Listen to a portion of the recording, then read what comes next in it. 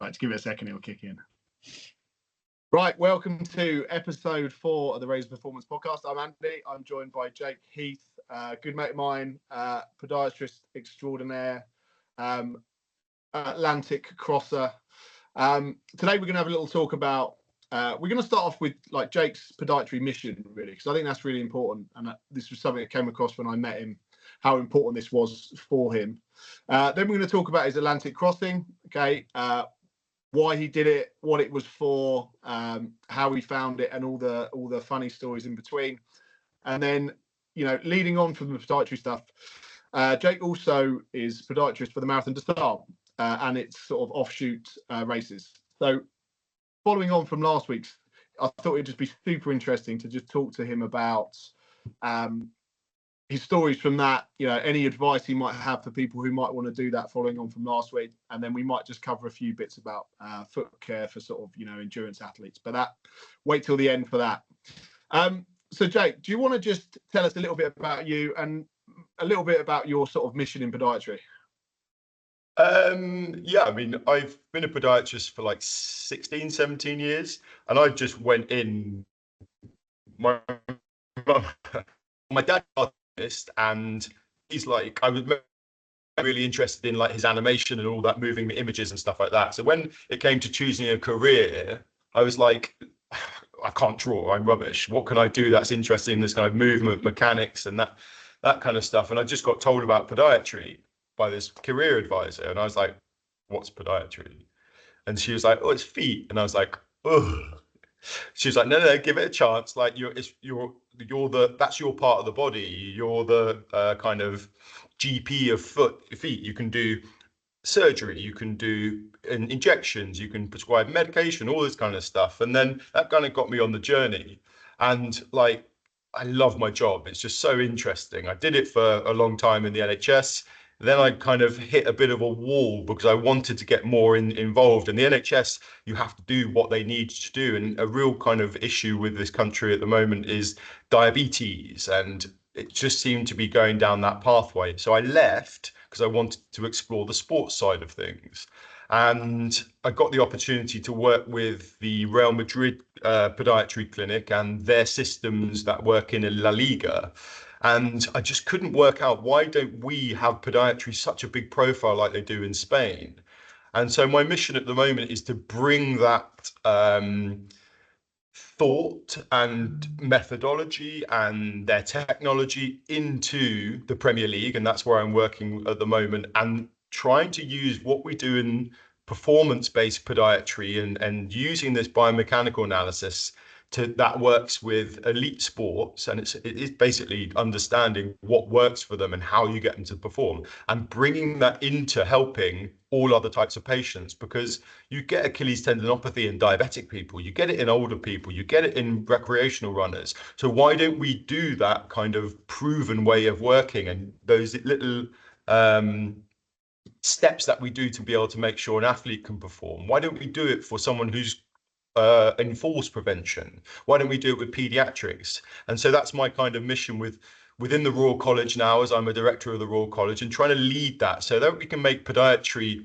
a little bit more, I suppose, important in the MSK world, and try and raise the profile, piggybacking off elite sports, to try and help the general population. I think everyone has feet, but why don't we actually have that foot specialist taking over that part of the quite difficult management of our population? I think that's what we can do, or what my mission is at the moment. So just as a little bit of context, I met Jake about 6 months ago, maybe slightly longer, and I joined a new clinic, Complete Physio, and Jake, essentially we show each other what we do when we come in. So Jake, you know, offered to have a look at my feet. He showed me his whole process.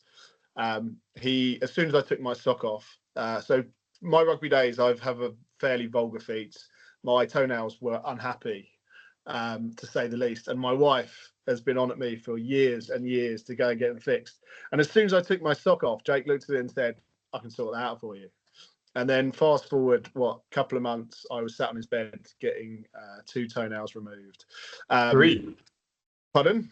3. Oh, yeah, I had 3, didn't I? Yeah, 3 toenails removed, to which getting home on the train was an issue. Well, getting home at all was an issue. And then for the next couple of weeks, a little bit tender, but have come back wonderfully. And actually, the thing that stood out is, I think podiatry is very misunderstood, I think. And your process is much more data driven than I've ever seen.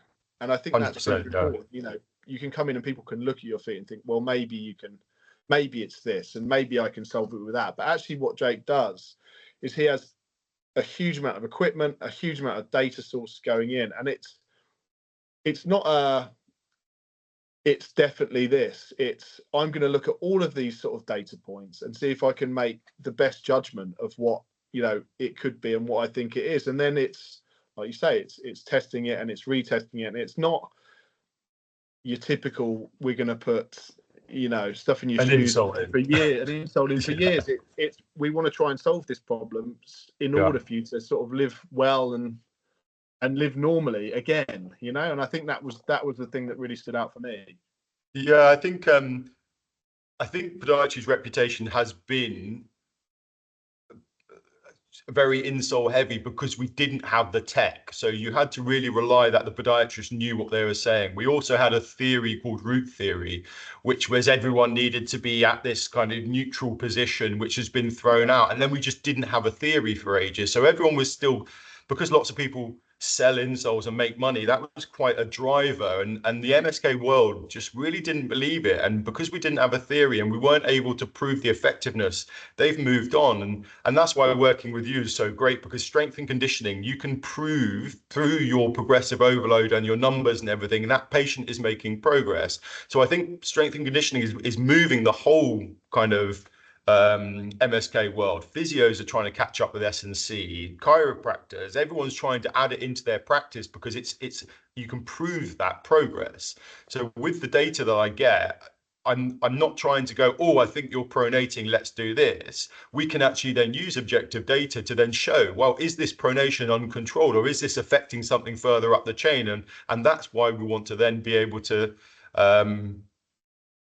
use that data to test and retest the effectiveness that we're having. And also with that patient feedback, patients can see the data and they can understand it and explain it in a way that you're educating them so that they do make a footwear choice that's appropriate for their sport or for their activity during that day.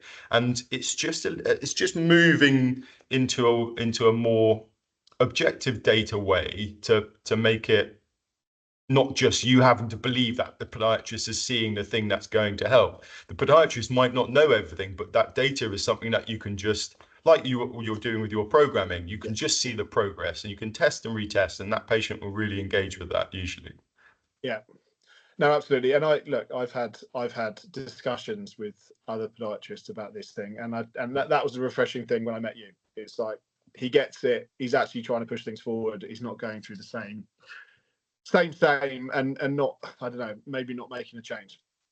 Anyway, mate, we can hear the passion about it, but we'll maybe talk a little bit more about that as we go. So the main point, I suppose, of the podcast is you did something fairly extraordinary. Do you want to talk a little? Yeah. Well, funnily enough, actually, that seems to be the message. It's either extraordinary or stupid, or extraordinarily stupid.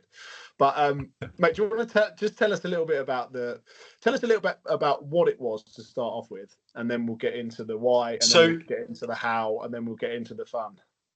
It was a drunken pub chat with 3 friends. That was the what it was. After London 2012, like, I loved London 2012. Being in London at that time, it was a really great kind of vibe. And then when it finished, it was a bit like, oh, but it was all about inspiring a generation and carrying on the legacy. And both my brothers had just had a nephew each, and so I was really kind of, let's try and be Uncle Jake and do something before I was 30. So it took me 4 years of planning to go from London 2012, because the idea was to link the old Olympics, carry on that legacy to the new Olympics, Rio 2016. So we decided to try and make it from London Stratford Olympic Park to British House, where the Team GB team were staying in Rio de Janeiro, but by manpower alone. So 4 years of planning, every one of my mates dropped out. I had to go through 9 team members and keep finding them over the 4 years and all that kind of stuff. And we found 2 amazing women, another amazing guy, and myself. So it was a 4-person team. And we went from cycling from the Olympic Park to south coast of Portugal in a place called Lagos. Then we picked up the ocean rowing boat and we rowed for 55 days to the north coast of Brazil. Then we cycled for another 4 weeks through the Atlantic Mata, so the Atlantic jungle, all the way down to Rio de Janeiro. And yeah, we got 2 Guinness World Records. First record was the first 4-man team that had gone from continent to continent, because people have never gone to Brazil and rowed from that direction before. And then with the first mixed crew, and then the girls got the 3rd world record because they were the first women to ever done it. So it was, yeah, it was stupid, but it was successful. So with the people you found to do it, were these friends, or were they? They definitely became friends. Yeah, when you go through something like that, yeah. And you're kind of semi-naked rowing for 24 hours a day for 55 days. You get to know and become friends. Yeah. But it was more, lots of people would say they'd do it, and then it just became too much of a task, either for life choices or financially. I mean, it cost 100 and something grand just to be able to get it done. And that was through sponsorship and remortgaging and because it had never been done before. Sponsorship actually was quite hard because we were working with one of the big cancer charities that were quite happy for us to give them money, but we weren't allowed to use any of their logoing, because if we were found sort of floating in the middle of the Atlantic branded with their thing, it would kind of look a bit bad. So it was quite difficult because it wasn't a race. Yeah, it wasn't the Talisker race, which just goes from island to island. We were going continent to continent, and it was didn't know, people didn't know if we could make it. So that was quite hard. And to go through, like, the last friend that that started it dropped out the week before.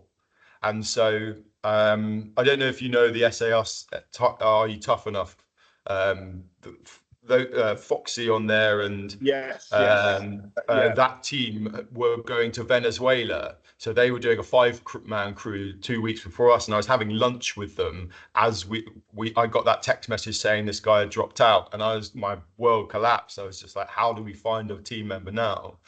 And those guys were incredible. They all got on their phones and called their 6th member, their backup, and had put us in touch with a guy called Luke, who's the most amazing kind of superhero man, who flew over from Thailand within a week, and then we just clicked and got on, and then he was our 4th member. So you have to be adaptable in those kind of things. You have to find solutions, otherwise it's all going to collapse. We've done so much to that point, and just that, having that lunch with those 5 SAS guys at that time was just meant to be, and it just worked out. It was incredible. So yeah, once you got on the water, everyone was like, oh, how was it? And that was actually the simplest thing. That's when I knew what to do. The rest of it was harder, probably, to get onto the water.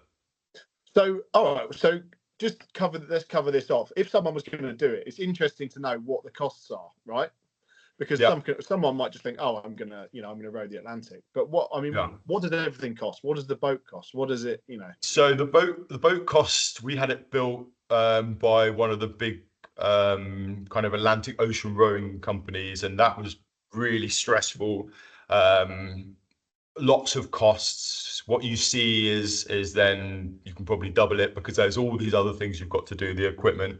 When I said about sponsorship, excuse me, getting sponsored for equipment was a lot easier, because people would if you were going to be quite visual with it, they'd be quite happy for you to use their stuff, and that was fine. But you still needed to dip into your pockets to be able to kind of put in the water maker or then rewire the boat or whatever. And so it was just expensive in that way.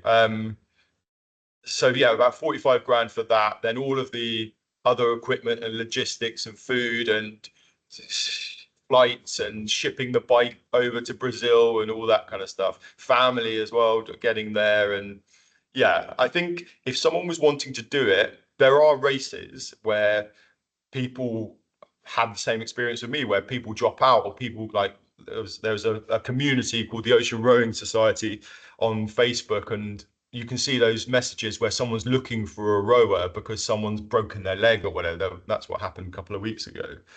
And if you're wanting to do it and you can click with that team and you can, they sometimes won't want money because they've already paid for it. They just want to do the race. They can really pick up those things. And I would say that this is a mental test. Yeah. Physically, I mean, if you can row on an erg for 2 hours, fine. You can do it again, and mentally you can do it with no sleep and all that kind of stuff. It's that mental endurance. If you can get on with your team when everything is going south, and you can find a way to make everyone laugh, that's what you want to do. That's where the real kind of key for this kind of event is. And okay, so just on that last comment, then it doesn't sound like you did huge. I mean, maybe you did. What was the training like beforehand? So actually, it was really kind of injury prevention to just try and get strong. I actually did CrossFit because it was in 2014 and I joined the CrossFit that was near me. And I realized how rubbish I was at functional movement. And so if I would have carried on my kind of normal gym bro training where I was just doing bench, just doing bicep and just kind of doing squats once a week, but then I was just so out of mobility really. When I did CrossFit, just to caveat all this, I didn't. So for the last 3 podcasts, I'd helped the people, but I didn't. I just to caveat all this, I didn't help Jake. This is but yeah, sorry, carry on. So yeah, I mean that's it, and I think go on, tell us. So you felt like the CrossFit really helped? Well, yeah, because I found amazing CrossFit trainers that literally wouldn't put me into a class because I couldn't move the way I should do. So they focused on my functional movement in like foundation work to then get me to move better, and then actually to work on my hamstrings and my glutes because they just weren't working in the movement. So I wasn't even allowed to progress to Olympic lifting or whatever until I had started to work on that stuff. And that is what I think saved me, because I could then get more I think injury prevention. Basically, I could move better, so I could then perform better, and that's what really helped. I then have carried on CrossFit afterwards, and I wasn't with that team, and I had my little injuries, and I can't do CrossFit at the moment. I've gone back to more of the functional fitness, so it's just it definitely helped me, and having good people that fortified my movement was what got me across really.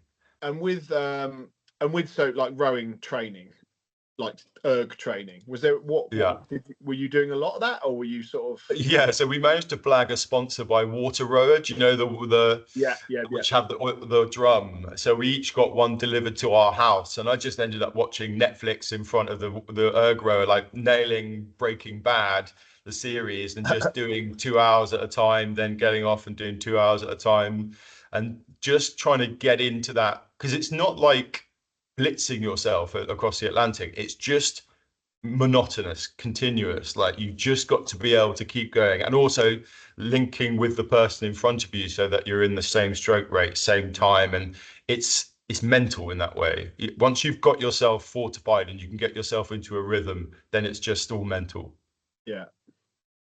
Yeah, actually, well, funny enough, so with the first podcast, someone was doing a 24-hour row, and that was one of the things it took a lot of trial and error to get the pace right, because I think as he was an ex-sportsman, we think we just need to go harder and faster, but then you sort of don't appreciate the consequences sort of further down the line, when a lot of the time for something like this, it's just ticking along, and like you say, it's finding a rhythm, and it's it's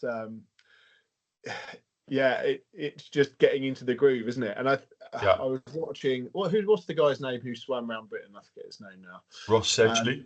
Ross Edgley, yeah. I remember seeing a podcast from him, and we'll get into the crossing in a minute. But he was sort of saying, people were saying, "Oh, what motivated you?" And he said, it wasn't motivation after 3 days. It was just my life.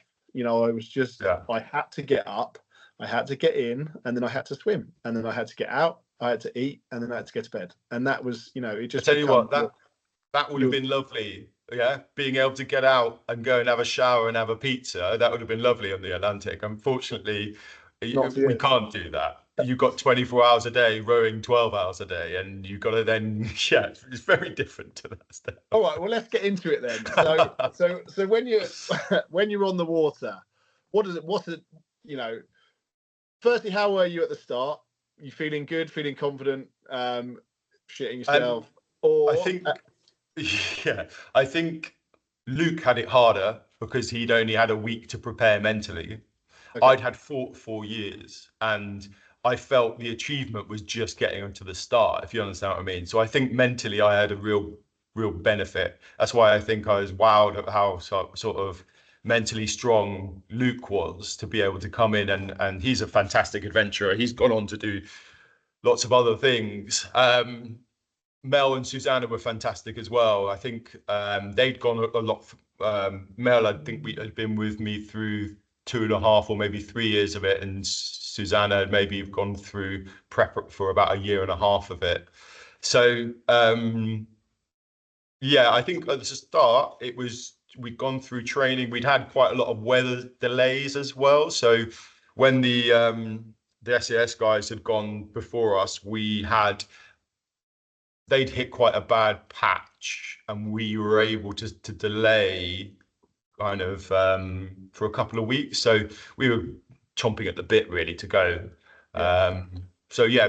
The beginning was okay. Getting down to the Canaries was, that first 10 days was brutal, but okay, because we were more working on our sleep cycle to only ever get maximum 1 hour and 45 minutes sleep, because you have to get in and declothe and.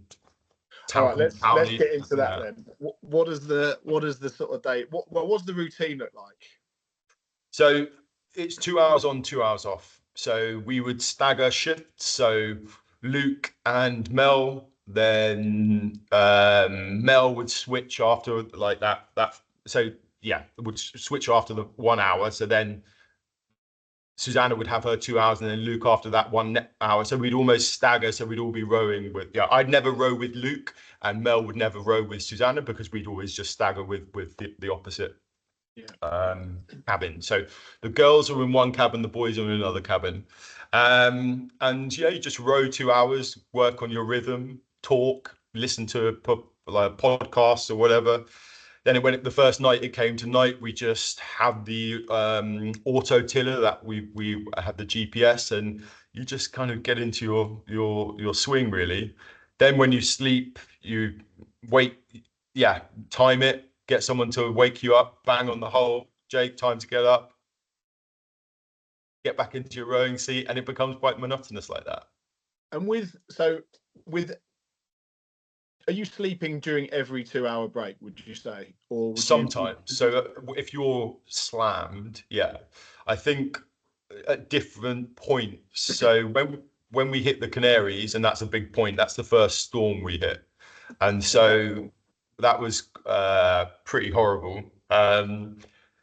We battened down the hatches, put on the parachute anchor, and then we just closed everything. And Luke and I, and this cabin was not big enough for 2 guys with all the kit, and we were basically hugging each other for 14 hours inside what was like a washing machine, because that whole storm, you couldn't escape it. You just had to ride it out, and it was pretty brutal. So then you can rest you can't rest, but you're not. I was going to say, you sort of wouldn't mind having that bit of time to sleep, but I'm assuming you're getting chucked about and you can't. Yeah, and then so when you get out again and you poke your little head out and see if there's not going to be a wave absolutely smashing you, and then you get out again, and then just get back into that rhythm, make sure the boat's in the right direction, water tiller's not broken, and then you just keep going. So once you then come out, Luke would say, "Yeah, Jake, switch, get back in. You have to take off your clothes.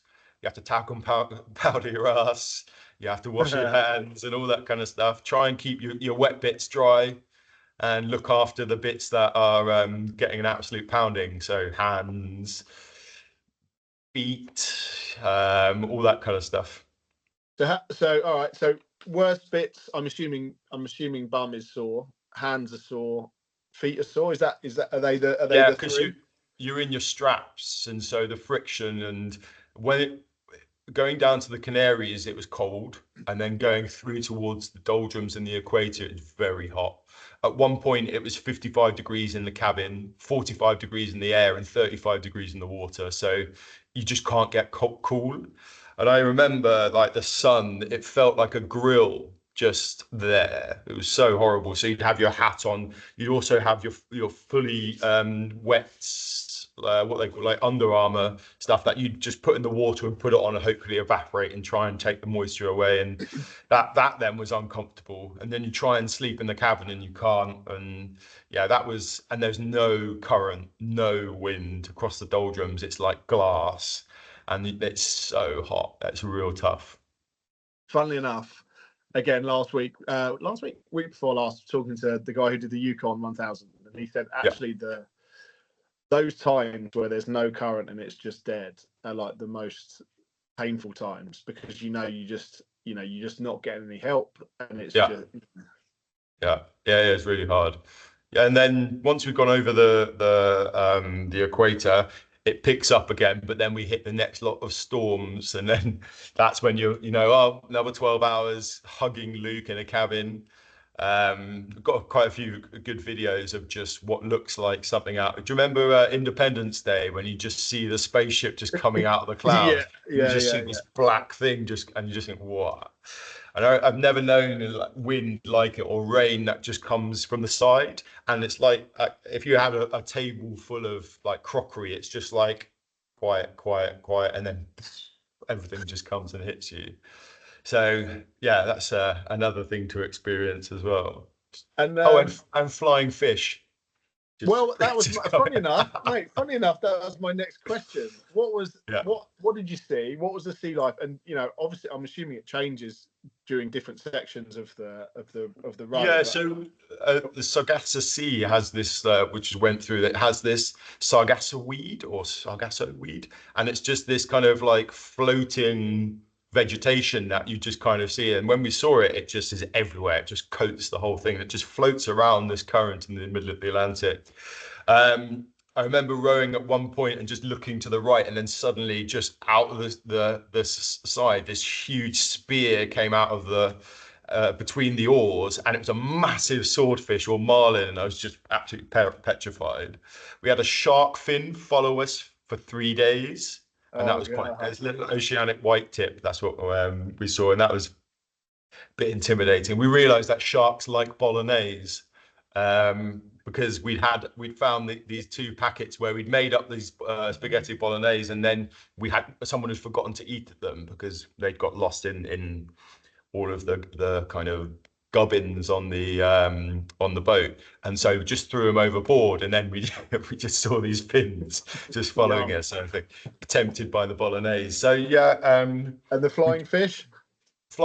Yeah. So they became a bit of a kind of annoyance, just because you wouldn't know, and it'd be pitch black, and then you'd just be like, and it'd just be a fish that jumping out of the water and just slap you in the face. And unfortunately, they'd get stuck in like all of the rigging and not rigging, but all the ropes and stuff, and the oars, the spare oars, and then they'd die, and then you just smell rotting fish. And Luke would be like, oh, like where is this fish? It's absolutely annoying me. And then you have to pull it all out, find this fish, and then try again, and then it would happen another time.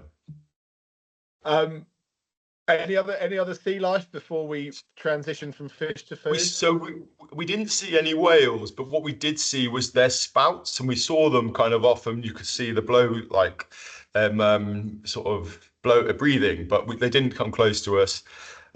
Birds, but we did try and fish, and then we realized that we were rubbish at fishing, and actually just having the drag from the fishing lines had, I think, taken off point 0.1 or 0.2 knots, and then we calculated that over the 3,600 miles, and if it would add on another 2 days of rowing, so we really pulled it in. Yeah, get that out. Yeah. Okay. So, and what? So, yeah, like I say, a slight strange transition from rotting fish to food. But what? I'm assuming it was all self-sufficient. What did you take? What sort of meals did you have? Any best and worst? Yeah, so we had expedition foods. So Mel was vegetarian, or is vegetarian, and so she had her own kind of meals, but we all had the different, like chicken korma. Like honestly, the expedition foods chicken korma is still the best chicken korma I've ever had. Mate, I've heard this a couple of times actually. I've heard So good. It's so rich and so dense. You just basically add water, and it's about 800 calories only in a portion about that big. It's so good. And then like we brought our own kind of sweets and chocolate and stuff. I ended up eating all my chocolate in about day 20. So and that's just kind of comfort eating, I suppose, when you're really knackered. So then Luke had loads of stuff and Mel had loads of stuff, and it just became a nice little thing where we shared, and I was lucky that they shared. But Mel had these like vegetarian absolute like apple turnovers or blueberry tarts, and we would just be like, my turn, my turn. And the crossest I've ever been in my life was when I was promised a blueberry tart, and then Luke had and Mel was like, oh, do you want these? I don't want them. So he'd had two apple turnovers, and then it was about 2 days before we'd have finished getting to the Brazilian coast, and then Mel just went, Jake, I'm so sorry, I've given away the two last pastries. You can't. And I was just like, but I couldn't have a go. It was totally. But that's probably the most angry I've ever felt in my life. Mate, little. Well, that's a big thing actually. I was going to say little things. What? But what? So it took 55 days. Yeah, or 54 and a half. Yeah, 54 and a half. And you took food for how long? 75. So it was all, we all packed it into the boat. It was actually like ballast. So the whole boat is almost shaped like a paracetamol tablet with the center taking out, two cabins at the end, and then the actual hull is packed with all of the food and stuff. And then the boat gets lighter and lighter, obviously, as you go through all the supplies. And then yeah, so we definitely took enough. The issue is that when we hit the Atlantic coast, sorry, when we hit the Brazilian continental shelf, the currents changed, and that was always the dangerous bit because that's quite a difficult area. And we hit this patch where we just had to row 24 hours a day just to stay in the same location, and that's the real mental time. I've never known water feel like concrete. You just put the oar in and it just won't move because you've got all the weight of the boat and everything on those oars. And so mentally, we were thinking of other ways around. It actually, at the rate that we were going, it would have been faster to go 800 miles north to Trinidad and Tobago than to just keep trying and plugging away at that point. And all of our families were waiting on the beach for us, and we knew they were there. That was real tough time. That's probably the only times where this real cohesive team started biting each other, and it became a real point to focus on nice things, talk about nice things, keeping it mentally. You see someone's head drop, you ask them about, oh, so what are you going to get and what are you going to eat when we get on shore, and what you're looking forward to, and all these kind of conversations to keep everyone going. But if we would have then switched, we had enough enough food to be able to get to Trinidad and Tobago, so it was important. And how many sort of calories a day, loosely, were you aiming for? We were going for 10,000 calories a day. I still lost 7 kilos. Luke lost 11 kilos. Yeah, so we were easily going through that. And water? So we had a desalinator, which is probably the most important thing on the boat, really. Luke was in charge of looking after that. I was ship's doctor and cook. Mel was I can't remember what Mel did, but then Susanna was captain, and she'd done the Great Pacific Race from California to Hawaii before, so she was fantastic doing navigation and that kind of stuff. And how much? I mean, how much water was going in per day? Was there a target, or was it just no? Well, we had a very good experienced a guy called Chris Martin, not from Coldplay. He was the one who then, with our water intake, advised, look, guys, you actually need to add some salt water into this to try and keep everything going. So we would have our big kind of flasks and make sure that we were going kind of through that healthily, and adding in electrolytes and stuff as I think once or twice a day of our going through our flasks. We were just keeping on top of that. And this guy who's very experienced and runs the Great Pacific Race was advising us on that as well. Yeah. And with the I say injuries, with the sore bits, arms, hands, feet, any advice for anyone who to save them? Talcum powder and Sudocrem. Yeah. There you go. For that little bump.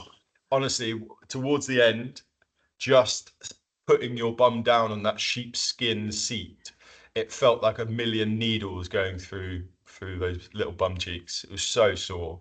And that's just the amount of time that you're on it. And I full credit to kind of people that do even longer races and longer times and solo races. It's the mental strength to get down on that, sit on those needles. It's it's brutal. And you said you had a few sort of not arguments but disagreements. Was there any really big ones, or was it more about food? Not really. I think the girls had to work their own routine, and turning up late, I think, was sometimes a bit unfair. And so they worked out they actually staggered it because they weren't getting up. It was just so physically exhausting. So they went to a 3-hour switch, and whereas Luke and I were able to just stick to the 2-hour switch, and that was fine. And then I think hitting that 8-day point where we just didn't move, we actually got offered we could still have the world records, but a boat could come and get us and tow us in.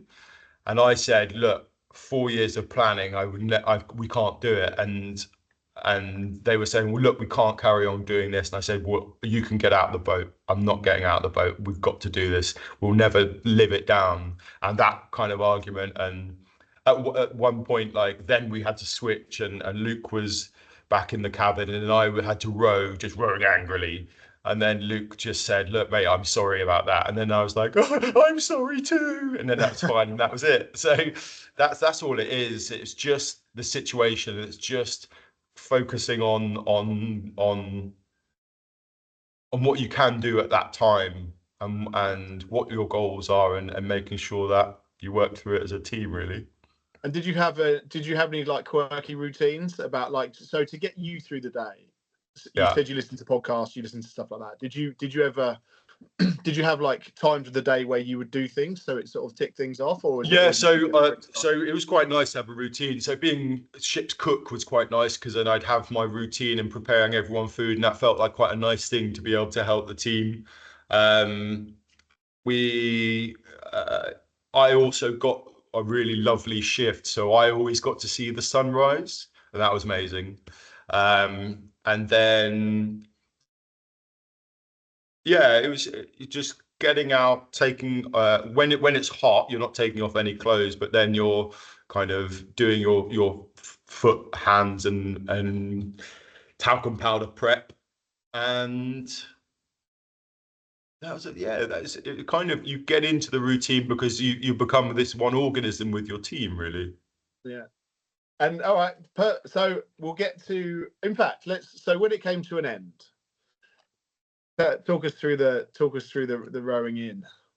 Oh, so the rowing in was we saw land, obviously lost our mind. It was so exciting, but then realized we still had another 3 hours to row. But then getting into land suddenly became very, very hard. We had 3 rowing positions going at that time when we'd only ever been using 2, because we just couldn't get into land. a film crew came out with all of our family on the speedboat, and then they had to just watch us for 3 hours whilst we were trying to get into the land against this current. And I just saw my mum, made eye contact with her, and then she just went and just threw up over the side because they were just bobbing for hours, and everyone and Lorena, who's the news presenter in SBT, she covered it in Brazilian TV, and then she's just on the side of the boat on the program, everyone getting seasick. But then the currents changed, and we realized that we were being guided at the wrong side of the landing point, and we suddenly changed to go to where the rest of the family were. And then it was plain sailing there, plain rowing. And then we got there, landed, gave my mum a hug, gave my dad a hug, and had a beer, and it was let off the flares and fireworks. Amazing. And then realizing we've still got another 4 weeks of cycling through the jungle before we complete the race. Oh, amazing. But oh yeah, I suppose that sort of slightly takes away from it a little bit. But so when what would you say from the row perspective was like the high point? I'd say I had the benefit of starting it. Yeah, so I'd achieved from a pub idea to getting on the actual ocean, and then the end bit. The middle bit was mental and as in mentally, where the battles were, and yeah, just that experience of giving your mum a hug at the end of a race and giving your dad a kind of a hug and having a beer, and yeah, I mean, it's a thing I'll never ever forget. That's probably the best thing. And how long after did you have to get on the bike? We had 2 weeks to let our bums recover. Amazing. And it was nice to use an actual toilet as well. That was 2 weeks of just enjoying luxury toilets. Well, yeah, I was going to say, because actually it must be strange when you've been away for 2 months basically, and you come back and you have to settle into some sort of normality again, because your normal's been completely different for the last 2 months. Yeah, I think just walking was hard because you've got your sea legs and your inner ear is all geared up for the movement. So all four of us, when we were kind of just walking down corridors in the hotel, you couldn't turn a corner. So whenever you try to turn, you're almost walking, and then you just do like a Tokyo drift around the corner because everyone's sort of just swaying to try and follow the walls. So that's quite interesting. How long did that take to ease off? Probably about a week or two. It was Really? Yeah. For some reason, I'm very lucky. I don't get seasick, so I was okay. But the other guys really had at the beginning had a real period of adjustment where they just couldn't. A couple of them just couldn't move for almost 6 hours because it was just too bad. And then you get it. But yeah, the kind of land sickness or very weird way of moving and turning corners went on for a little while. Yeah.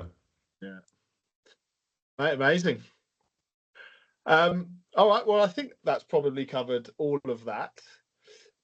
If you wouldn't mind, just for 5 minutes or so, because of the last week's episode about the Marathon des Sables, can you just tell us briefly about your experiences, but also maybe some hints and tips? So essentially last week, I spoke to Ollie, and he wasn't really sure why his feet were so bad.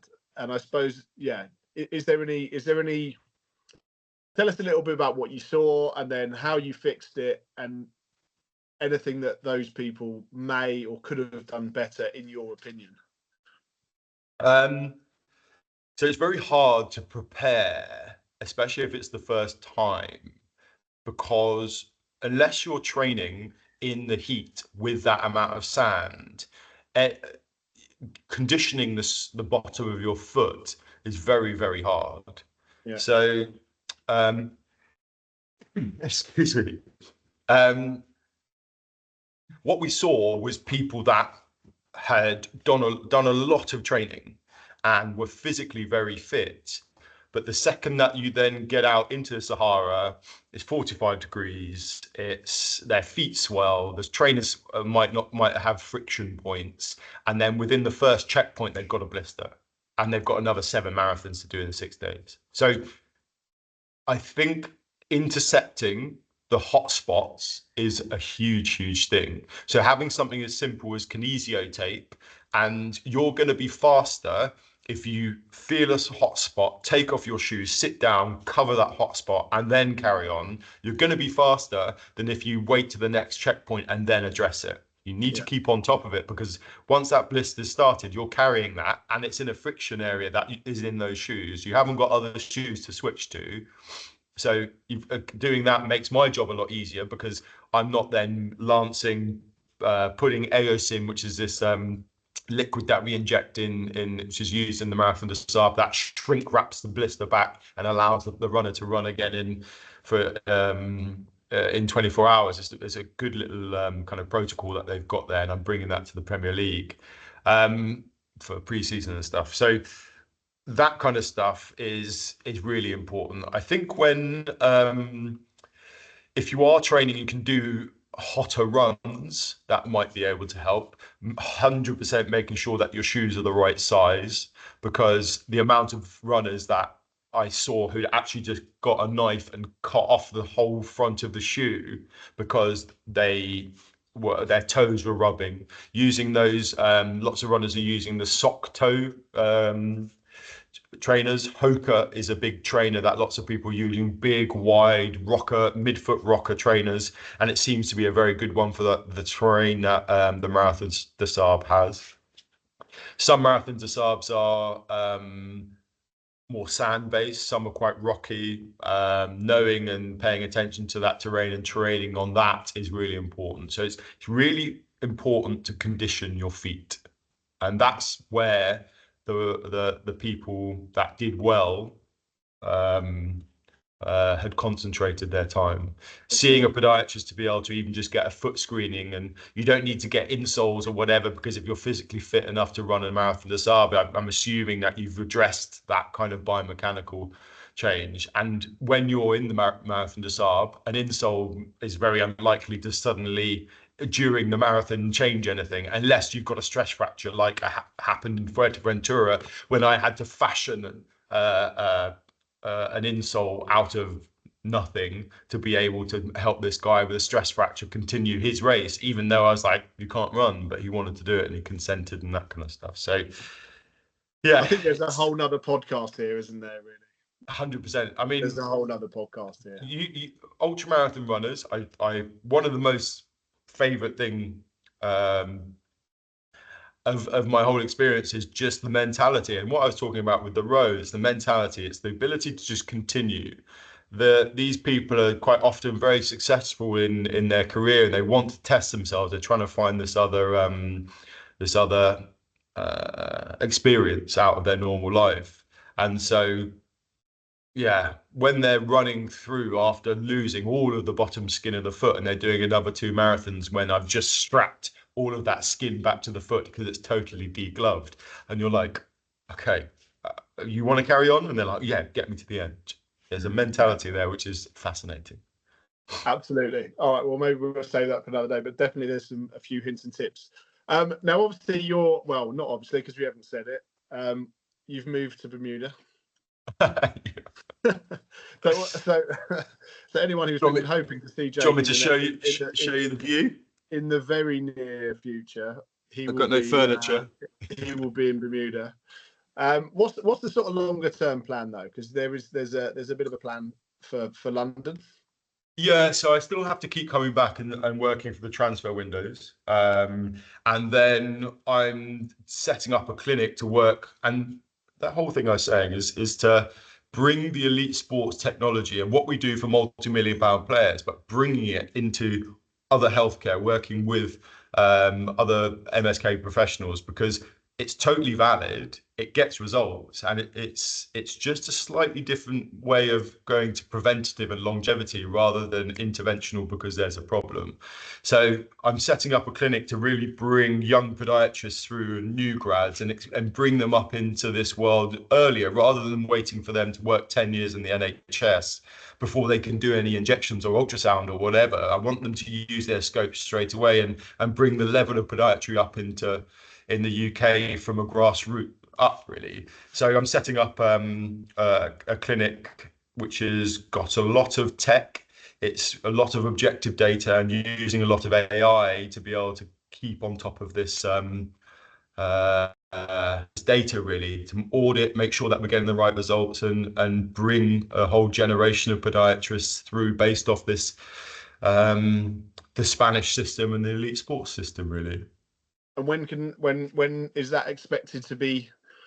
Is that So an it's ongoing launching thing? on it's launching on the 13th of January, and we'll have sent the young podiatrists over to Spain to meet up with Javi Alfaro, the Real Madrid podiatrist, and Javi Alfaro, the Spanish national football team podiatrist, and Victor Alfaro, his brother, who's the Real Madrid podiatrist, because they've got this program of training to be able to upskill podiatrists. So then we'll have them back and working within the UK in Foot Suite, which is the name of the clinic in Marylebone and Soho. Lovely. Right, mate. That was bloody excellent. Mate, I appreciate your time. I'm going to switch the recording off now, but that was super, super interesting. And mate, appreciate your time so much. Thank you so much for having me.